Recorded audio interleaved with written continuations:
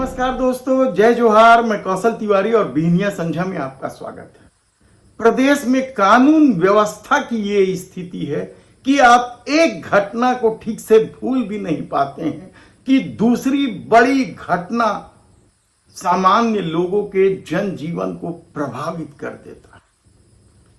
चाहे बलौदा बाजार में हिंसा का मामला हो या लोहारीडी का, भिलाई में मां ब्लीचिंग का मामला हो या महानदी पुल पर मां ब्लीचिंग का मामला, और सूरजपुर के बाद अब बालोद में भी पुलिसिया कार्रवाई को लेकर जबरदस्त बवाल मचा। बेटियों ने अपने बाप के शव को थाने लाकर जिस तरीके से प्रदर्शन किया, उनके साथ क्षेत्रीय विधायक कुंवर निषाद सिंह भी थे।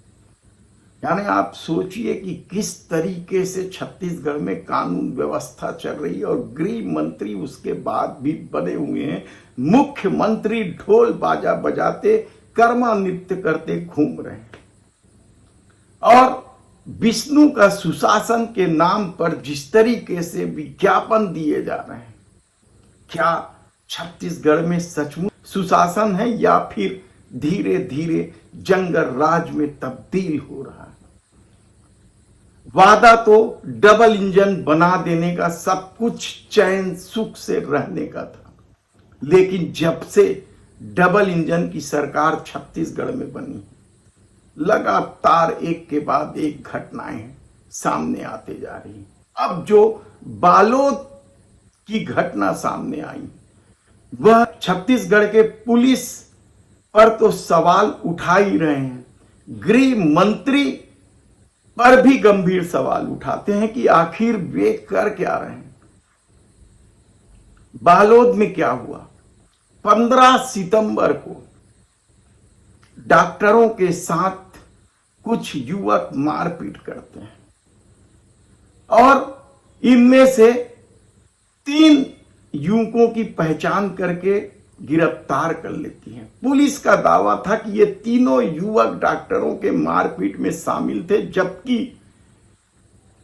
एक युवक प्रवीण चंदेल के परिजनों का कहना था कि प्रवीण चंदेल तो डॉक्टरों के साथ मारपीट की घटना में बीच बचाव कर रहे थे, लेकिन उसे भी आरोपी बना दिया गया और उसकी थाने में जमकर पिटाई हुई।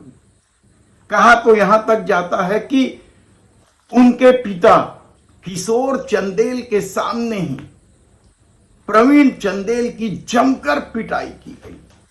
शरीर में चोट के निशान देखकर वे इतने व्यथित हुए कि उन्हें ब्रेन हेमरेज हो गया और उन्हें आनंद फानन में अस्पताल में भर्ती कराना पड़ा, जहां वे कोमा में चले गए। और इस बात से किसी को इनकार नहीं है कि कौन पिता अपने बेटे के ऊपर इस तरह का अत्याचार होते शांति से देख सकता था। और इस सदमे ने किशोर चंदेल को कोमा तक पहुंचा दिया, और कोमा में रहते हुए जब पिछले दिनों उनकी मृत्यु हो गई तो उनकी बेटियों शव उठाकर थाना परिसर ले आए। उनके साथ क्षेत्रीय विधायक जो कांग्रेस के हैं, आप कह सकते हैं कि वे राजनीति कर रहे होंगे, लेकिन आखिर विपक्ष करे क्या? क्या जन भावनाओं के साथ खड़ा ना हो? क्या अपराध होते चुपचाप देखता रहे? जब भी किसी तरह इस तरह की घटना होती हुई, चाहे बलौदा बाजार हिंसा की बात हो, लोहारीडी की बात हो, सत्ता पक्ष एक लाइन में बयान जारी कर देता है कि घटना दुखद है और इस पर राजनीति न किया जाए।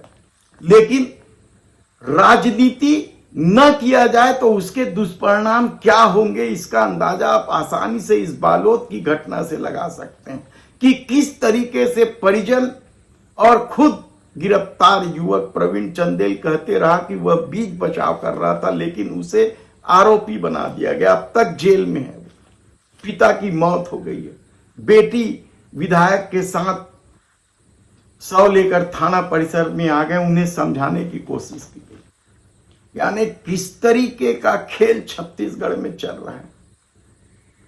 और जो घटनाएं हुई हम विस्तार से बताएंगे कि किस किस घटनाओं में सरकार की भूमिका सांप गुजरने के बाद लाठी पीटने की रही है, लकीर पीटने की रही है। यानी आप कल्पना नहीं कर सकते कि छत्तीसगढ़ में डबल इंजन की सरकार ने कानून व्यवस्था को किस हाल में बदतर बना दिया। लगातार हर घटना के बाद इस्तीफे की मांग उठती है, लेकिन सत्ता के कान में जूं नहीं रेंग रहा। और सूरजपुर में जो कुछ हुआ वह तो इसलिए भी हैरान कर देने वाला है क्योंकि आरोपी ने पहले खौलता तेल एक पुलिस वाले पर डाल दिया था, वो अलग भर्ती अस्पताल में। और उसके बाद सबसे महत्वपूर्ण बात तो यह है कि वह जिला बदर था, उसके बाद भी जिला में क्या कर रहा था। एसपी, टीआई और तमाम तरह के कानून के रखवाले कर क्या रहे थे, वह खुलेआम अपनी दादागिरी और अपने खौफ से आतंक पैदा कर रहा था।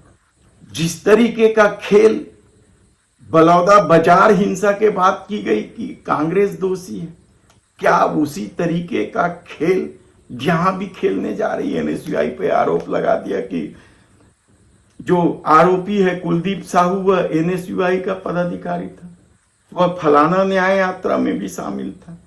यानी एक जिला बदर व्यक्ति यदि जिले में रहकर अपराध को अंजाम दे रहा है, लगातार धौंस जमा रहा है, उसके खिलाफ लगातार शिकायत आ रही है और आप कांग्रेस का कहकर अपनी नाकामी को छिपाने की कोशिश कर रहे हैं।